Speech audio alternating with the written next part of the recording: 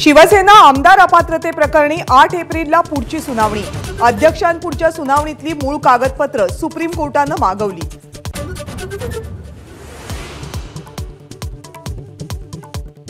मला शरद पवार म्हणतात, माझ्या वाटेला गेलात तर मी सोडत नाही।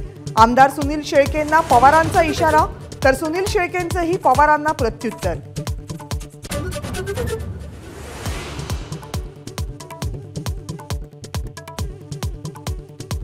शेतकऱ्यांवर आत्महत्येची वेळ आणली हीच मोदी गॅरंटी। शरद पवारांची मोदी सरकारवर कडाडून टीका। बळीराजावर हे दिवस आणणाऱ्यांना सत्तेत बसण्याचा अधिकार नाही, पवारांची टीका।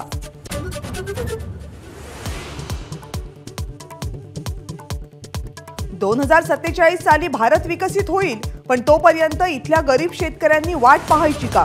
त्याला आज काय देणार ते सांगा। उद्धव ठाकरेंचा थेट मोदींवर घणाघात।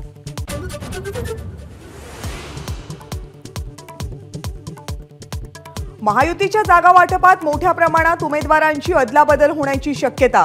शिंदे अजित पवारांचे काही उमेदवार भाजपच्या चिन्हावर लढण्याची शक्यता।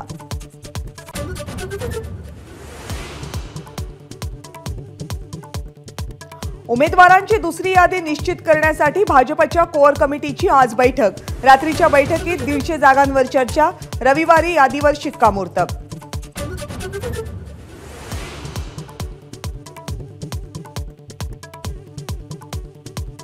राज्यातल्या शेतकऱ्यांना दिवसा वीज पुरवठा करण्यासाठी महत्त्वाचं पाऊल। 9000 मेगावॉटच्या कामाची वर्क ऑर्डर। 2025 पर्यंत 40% कृषी फीडर सौर ऊर्जेवर। हुडको सोबत सामंजस्य करार।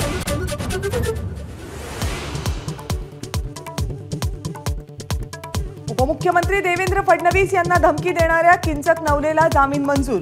वांद्रे कोर्टाकडून न्यायालयीन कोठडीनंतर जामीन।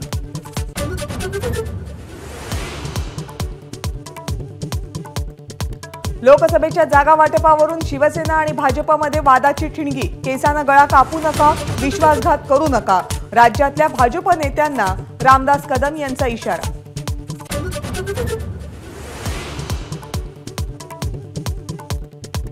रामदास कदम यांना टोकाची वक्तव्य करण्याची सवयच, पण भाजपचा मुख्यमंत्री एकनाथ शिंदेंना पूर्ण पाठिंबा। उपमुख्यमंत्री देवेंद्र फडणवीसांची प्रतिक्रिया। तर महायुतीमध्ये फक्त 2 ते 3 जागांवरून किरकोळ मतभिन्नता, फडणवीसांचं विधान।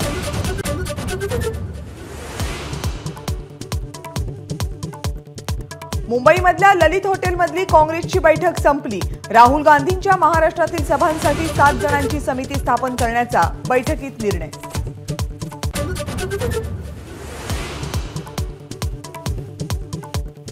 भंडारा गोंदिया लोकसभा मतदारसंघावरचा दावा राष्ट्रवादीने सोडलेला नाही। युती धर्मानुसार निर्णय घ्या, प्रफुल्ल पटेल यांचा महायुतीला इशारा।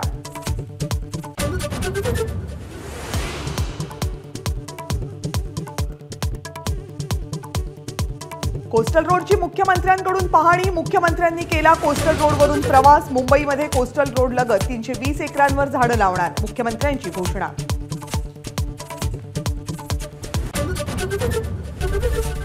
एबीपी माझा, उघडा डोळे बघा नीट।